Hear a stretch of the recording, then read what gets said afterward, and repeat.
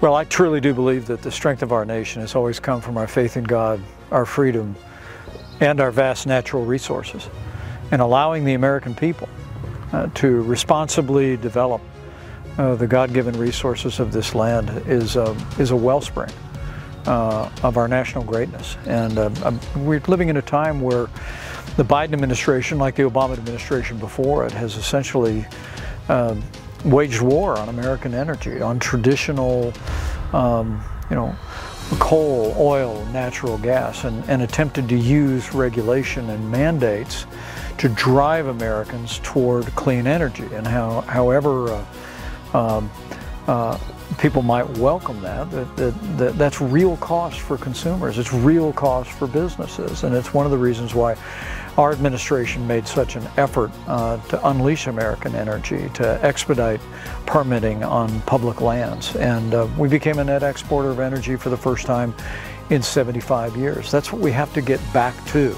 We have to recognize that developing all the resources, including renewables, is the pathway forward for the future. What we've got to do is expedite permitting and allow for the construction of electrical infrastructure in this country. I think we do well, as the world seems to become more dangerous by the day, to think very carefully about the electrical grid in this country. We need to be thinking about security, but we also need to be thinking about capacity. And states like Iowa, a tremendous opportunity to be exporting energy around the country.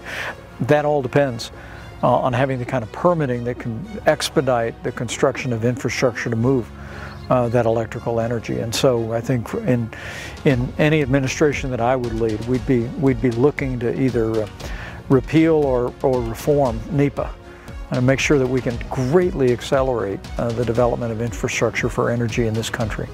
Well, maybe it's because I'm from Indiana, which is an awful lot like Iowa, that I understand the role that rural electrical co-ops play, not only providing energy, but really making the kind of investments and catalyzing the kind of planning that creates jobs and opportunities. Our local co-ops are owned by the people in the community, and so it stands to reason they would be the great champions of economic development that they are. But I really think that now that we have seen the expansion of broadband all across the country, across rural America, I mean, I think we're living in a moment where rural America, which has wonderful, hard-working, family-oriented people, a low cost of living, a high quality of life, suddenly could realize a tremendous amount of investment because of that internet infrastructure that didn't exist before. Now,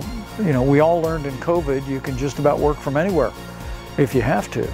And I think businesses around America are going to be looking to communities like those here in Iowa and across the country, and looking to partners in electrical co-ops to do the kind of planning, to develop the kind of infrastructure that will invite that investment.